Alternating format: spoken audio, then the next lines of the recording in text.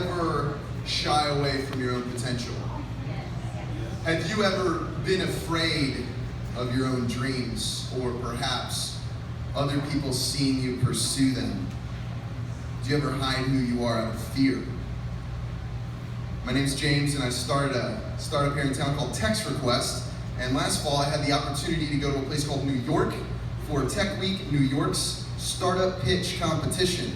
I had a buddy's couch to crash on, and I had some Cliff Bars, and I had a team back home that believed in me. So day one, I stood at this high-top table in the Metropolitan Pavilion, and I pitched for 8 straight hours.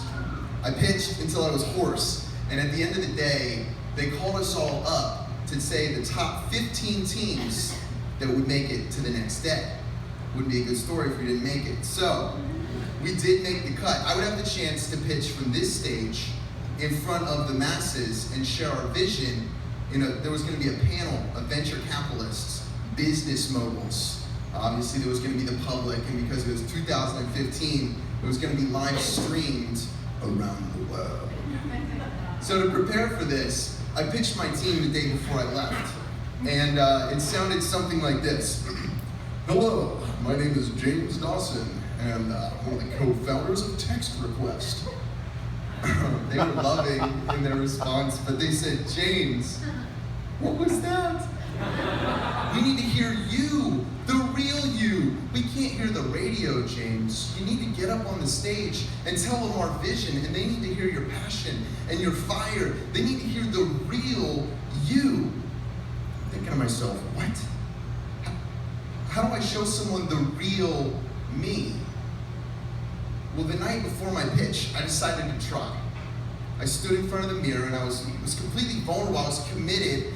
And I started my pitch, and as I looked into my own eyes, the eyes I saw staring back at me made me burst into uncontrollable tears. It was as if I had locked eyes with myself as a child. I saw these big blue eyes filled with hope, bursting with joy. There was no pain. There was no fear. They were radiant. They were alive. I thought to myself at first, am I crying because I let this boy down? Am I crying because I somehow broke his dreams?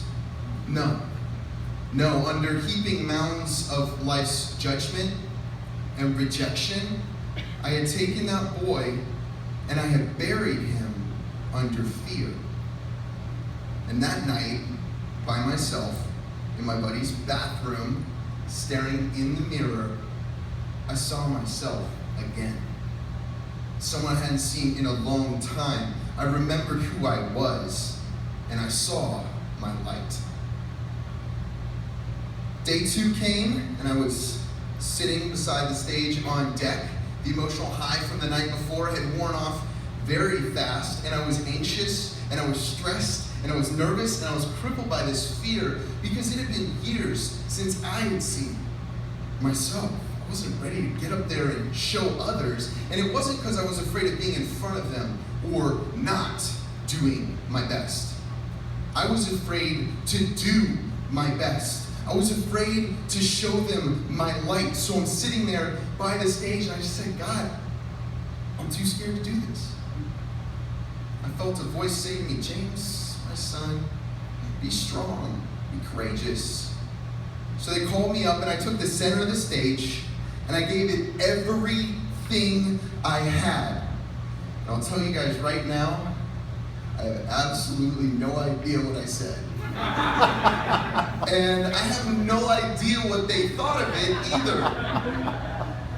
That experience for me was not about being perfect. That experience for me was about me being me. And in that moment, when I stepped off the stage, I was alive. I was electric. My experience in New York changed me. It did not magically dissolve my fears, but it clearly identified them. And it reminded me I can face them.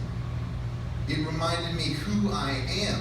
And the person that I am is someone who truly loves people, I love people. I love all of you people. Even the ones I don't know, which is like 10 of you. I'm really glad you're all here tonight. I have a passion for encouraging people. I have a passion for connecting with people. And I'm glad to be able to do that tonight through this story. The truth is, we all have fears that limit us from truly living, and we need to have the courage to face them. Nelson Mandela said it best. Our deepest fear is not that we are inadequate. Our deepest fear is that we are powerful beyond measure. It is our light and not our darkness that most frightens us. We ask ourselves, who am I to be brilliant or gorgeous or talented or fabulous? Actually, who are you not to be?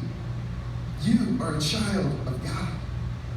And you're playing small. It doesn't serve the world. There's nothing enlightened about shrinking so that other people feel more comfortable around you. No, we were all meant to shine as children do. We were born to manifest the glory of God that is within us. And it's not just in some of us, it's in all of us. And as we let our own light shine, we unconsciously give others permission to do the same. There's been so much darkness in the world that people need to show light. And I really hope in Chattanooga we can be those people. Thank you.